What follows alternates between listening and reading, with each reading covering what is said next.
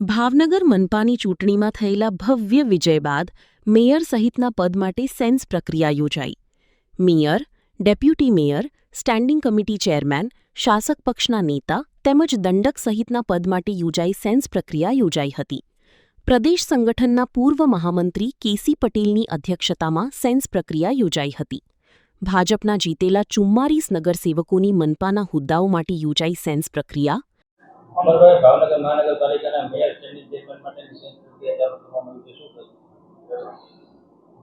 ભાવનગરની જનતાએ ભાવનગર મહાનગરપાલિકામાં 52માંથી 44 સીટ આપી અને ભારતીય જનતા પાર્ટીને જે વિજય બનાવી છે, ત્યારે આગામી દિવસોની અંદર mayor, deputy mayor, standing chairman, પક્ષના નેતા અને દંડક આની માટેની પ્રક્રિયા હાથ ધરવાની હોય છે.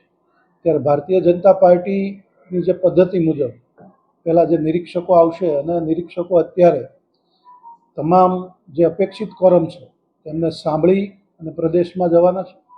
ત્યારબાદ પાર્લામેન્ટરીની અંદર mayor, deputy mayor, chairman, standing chairman, નેતા અને દંડક માટેની નિમણૂક માટેની પ્રક્રિયા હાથ ધરાશે.